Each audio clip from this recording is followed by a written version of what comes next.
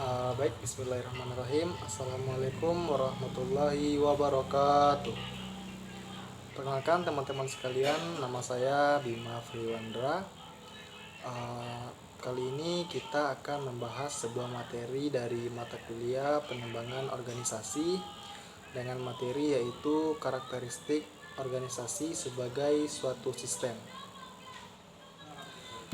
Baik, kita masuk kepada konsep dasar dari organisasi terlebih dahulu teman-teman sekalian.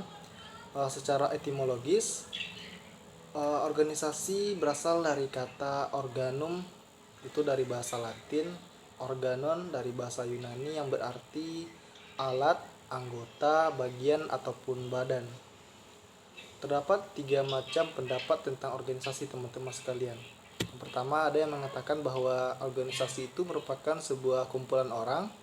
Yang kedua adalah proses pembagian kerja. Dan yang ketiga yaitu sistem kerjasama. Unsur dasar dari sebuah organisasi teman-teman sekalian, pada dasarnya organisasi terdiri dari sebuah kelompok, memiliki kerjasama dan juga memiliki tujuan yang sama secara bersama.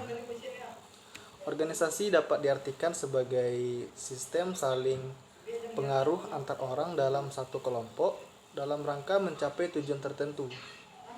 Organisasi juga dapat diartikan sebagai sistem yang mengkoordinasikan orang-orang, pekerjaan-pekerjaan, teknologi, dan praktik-praktik manajemen untuk mencapai tujuan. Selanjutnya yaitu organisasi sebagai sistem. Sistem merupakan sekumpulan elemen yang saling berinteraksi dalam suatu kesatuan yang utuh dan secara simultan berproses ke arah tercapainya tujuan tertentu. Sistem dapat dibedakan menjadi beberapa, yaitu sistem tertutup dan juga sistem terbuka. Sistem tertutup yaitu sistem yang tidak merespon segala sesuatu di luar dirinya sendiri, dan sistem terbuka yaitu sistem yang dalam melaksanakan kegiatannya merespon pengaruh luar atau lingkungan, dan biasanya sebuah organisasi menerapkan sebuah sistem terbuka dalam menjalankan sebuah organisasi. Selanjutnya kita membahas mengenai teori organisasi. Terdapat beberapa teori dari organisasi. Yang pertama yaitu teori klasik teman-teman sekalian. Teori klasik berkembang dalam 3 jalur. Yang pertama ada birokrasi, yang kedua ada manajemen ilmiah atau scientific management, dan yang ketiga ada teori administratif. Birokrasi dicirikan oleh antara lain yang pertama aturan yang tegas, impersonal, objektivitas, dan kedisiplinan yang tinggi. Pendekatan dalam teori klasik seringkali mendapat kritik karena para pekerja diperlakukan layaknya mesin dengan pekerjaan yang sangat mekanistik. Pekerjaan yang sangat mekanistik mengakibatkan pendekatan ini kemudian disebut pendekatan mekanik. Yang kedua ada teori neoklasik. Pendekatan ini muncul sebagai kesimpulan dari serangkaian percobaan yang dilakukan oleh Elton Mayo. Percobaan tersebut mempelajari pengaruh kondisi fisik, ruangan tempat bekerja dengan prestasi kerja. Secara tidak sengaja, percobaan ini menunjukkan bahwa faktor ikatan sosial memiliki pengaruh terhadap prestasi kerja. Percobaan ini melahirkan pendekatan neoklasik karena memperhatikan aspek hubungan antar manusia di dalam organisasi. Maka pendekatan ini kemudian dikenal sebagai pendekatan hubungan kemanusiaan atau human relation. Fokus pada aspek kemanusiaan berakibat pada kurang diperhatikannya aspek lain dari organisasi, sehingga hal ini menjadi kelemahan dari pendekatan ini. Yang ketiga ada teori modern. Pendekatan ini mampu menyatukan keseluruhan pandangan dalam analisis organisasi. Diawali dengan penelitian yang dilakukan oleh Woodward pada tahun 1950 di Inggris. Penelitian ini menemukan bahwa keberhasilan perusahaan ditentukan oleh kelompok teknologi dengan karakteristik yang bisa jadi berbeda dengan perusahaan lain. Adaptasi terhadap lingkungan juga menjadi faktor dalam keberhasilan organisasi. Perbedaan teori modern dengan pendekatan lainnya yaitu yang pertama, organisasi merupakan sistem terbuka yang dipengaruhi oleh lingkungan di sekitarnya dan juga sebaliknya. Yang kedua itu keterbukaan dan ketergantungan terhadap lingkungan menyebabkan bentuk organisasi harus disesuaikan dengan lingkungan organisasi tersebut. Nah, ketergantungan pada lingkungan menyebabkan pendekatan modern sering disebut sebagai pendekatan ketergantungan atau kontingensi. Selanjutnya yaitu lingkungan. Segala sesuatu yang mencakup keseluruhan elemen yang terdapat di luar batas-batas suatu organisasi yang mempunyai potensi untuk mempengaruhi sebagian ataupun organisasi secara keseluruhan. Pengaruh lingkungan terhadap organisasi dapat dianalisis melalui dimensi kompleksitas dan stabilitasnya. Kedua dimensi ini menentukan besarnya tingkat ketidakpastian lingkungan yang harus dihadapi oleh organisasi. Nah, kompleksitas lingkungan atau keragaman adalah heterogenitas atau banyaknya elemen-elemen eksternal yang berpengaruh terhadap berfungsinya suatu organisasi. Selanjutnya, stabilitas lingkungan merupakan kecepatan perubahan yang terjadi pada elemen-elemen lingkungan. Ketidakpastian lingkungan atau uncertainty adalah keadaan di mana pimpinan organisasi tidak mempunyai informasi yang cukup mengenai keadaan lingkungan. Terdapat beberapa pengaruh lingkungan terhadap organisasi, teman-teman sekalian. Yang pertama yaitu pengaruh lingkungan terhadap organisasi. Yang pertama, ketergantungan sumber. Yang kedua, struktur organisasi. Yang ketiga, elemen-elemen perbatasan atau boundary spanning. Yang keempat ada diferensiasi dan integrasi. Yang kelima ada karakteristik struktur internal organisasi. Yang keenam ada perencanaan dan peramalan masa depan atau forecasting. Nah, tadi kita membahas mengenai lingkungan organisasi. Selanjutnya kita membahas mengenai struktur organisasi lagi, teman-teman sekalian. Struktur organisasi adalah peta atau skema atau kerangka kerjasama yang menggambarkan keseluruhan unit kerja, kegiatan serta proses yang terjadi dalam suatu organisasi. Beberapa bentuk dari struktur organisasi. Yang pertama yaitu struktur fungsional. Struktur organisasi fungsional merupakan struktur organisasi yang mengelompokkan unit-unit yang memiliki fungsi sama dalam suatu bagian.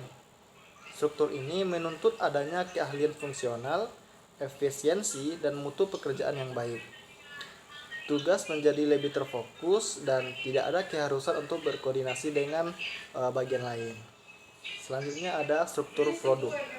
Struktur organisasi yang mengelompokkan unit-unit menurut jenis produknya. Struktur produk pengelompokannya juga bisa didasarkan atas jenis layanan, pasar, konsumen, dan juga lain-lain. Yang ketiga ada struktur campuran atau hibrida. Struktur yang mengkombinasikan dua struktur dasar organisasi dengan memperhatikan hal-hal sebagai berikut. Yang pertama yaitu fungsi-fungsi yang menuntut efisiensi ekonomis dan spesialisasi teknis dikuasai organisasi pusat atau sentralisasi. Yang kedua ada fungsi-fungsi yang memiliki peran penting bagi setiap produk, dimiliki secara lengkap oleh setiap unit organisasi dan terdesentralisasikan. Yang keempat ada struktur matriks atau struktur matriks. Merupakan struktur matriks memadukan keunggulan dari masing-masing struktur untuk menghasilkan struktur organisasi yang mampu dengan cepat melakukan penyesuaian. Selanjutnya ada tahapan siklus kehidupan organisasi. Terdapat 4 tahapan dalam siklus kehidupan organisasi, teman-teman sekalian. Yang pertama yaitu entrepreneurial atau wirausaha. Penekanan pada kriteria sistem terbuka dengan kriteria fleksibilitas, kesiapan, dan perolehan sumber daya atau pertumbuhan. Indikatornya yaitu inovasi, kreativitas, dan mobilisasi sumber daya. Yang kedua ada collectivity atau kolektivitas. Penekanan pada kriteria hubungan antar manusia seperti moral pegawai dan pengembangan sumber daya manusia. Indikatornya yaitu komunikasi dan struktur informal, rasa kekeluargaan, dan kerjasama antar organisasi, komitmen yang tinggi, dan kepribadian pimpinan. Yang ketiga ada formalization and control atau formalisasi dan kontrol. Penekanan pada kriteria proses internal dan tujuan rasional seperti produktivitas, efisiensi, perencanaan, penetapan, tujuan, manajemen informasi, dan komunikasi. Indikator dari siklus ini merupakan efisiensi, produksi, peraturan dan prosedur, dan tren yang konservatif. Yang keempat ada elaboration of structure atau pengeyaan struktur. Penekanan pada kriteria sistem terbuka terutama sehubungan dengan peningkatan vitalitas organisasi, keseimbangan antara diferensiasi dan integrasi. Indikatornya yaitu struktur dan juga terdesentralisasi. Nah, selanjutnya terdapat beberapa prinsip di dalam organisasi teman-teman sekalian. Yang pertama yaitu perumusan visi, misi, dan juga tujuan yang jelas. Tujuan adalah kebutuhan manusia jasmani maupun rohani yang diusahakan untuk mencapai dengan kerjasama sekelompok orang. Tujuan yang dirumuskan dengan jelas menjadi pedoman bagi haluan organisasi. Pemilihan bentuk organisasi, pembentukan struktur, penentuan macam-macam pekerjaan yang akan dilakukan, dan juga kebutuhan pejabat. Yang kedua ada departemenisasi, yaitu aktivitas untuk menyusun satuan-satuan organisasi yang akan diserahi bidang kerja atau fungsi tertentu. Asas di dalam organisasi. Terdapat beberapa asas, yaitu sebagai berikut. Yang pertama ada pembagian kerja, yang kedua ada koordinasi, yang ketiga ada pelimpahan wewenang, yang keempat ada rentangan kontrol, yang kelima ada jenjang organisasi, yang keenam ada kesatuan perintah, yang ketujuh ada fleksibilitas, yang kedelapan berkelangsungan, dan yang kesembilan itu keseimbangan. Nah, selanjutnya yaitu pengembangan organisasi. Sebuah rencana jangka panjang yang berusaha untuk meningkatkan keefektifan organisasi dan kemampuannya untuk beradaptasi dan berubah melalui penerapan pengetahuan dan teknik-teknik ilmu perilaku. Asumsi-asumsi dalam pengembangan organisasi adalah asumsi tentang individu, asumsi tentang individu dalam kelompok, dan asumsi tentang individu dalam sistem organisasi. Kegiatannya memiliki kesamaan dalam upaya untuk mengembangkan kemampuan pada kondisi yang lebih baik. Terdapat beberapa tahapan di dalam pengembangan organisasi. Yang tahap pertama yaitu kesadaran adanya masalah, kebutuhan untuk berubah. Tahap yang kedua yaitu pemasukan agen perubahan. Tahap yang ketiga ada diagnosa. Tahap yang keempat ada rencana aksi atau tindakan. Tahap 5 ada implementasi atau pelaksanaan. Tahap 6 ada penyelesaian program. Nah, itu tadi beberapa tahap-tahap dalam pengembangan organisasi teman-teman sekalian. Selanjutnya yaitu iklim organisasi. Ini merupakan materi terakhir teman-teman sekalian. Terdapat beberapa indikator. Yang pertama ada kualitas daya tahan organisasi terhadap kondisi lingkungan. Yang kedua ada dialami oleh anggota organisasi. Yang ketiga mempengaruhi perilaku individu yang ada di dalamnya. Yang keempat menggambarkan seperangkat karakter dan efek yang menyertainya. Yang kelima yaitu keterkaitan antar bagian dalam organisasi. Nah, itulah tadi teman-teman sekalian materi kita tentang karakteristik organisasi sebagai suatu sistem. Kurang lebihnya saya mohon maaf. Wabillahi taufiq wal hidayah. Assalamualaikum warahmatullahi wabarakatuh.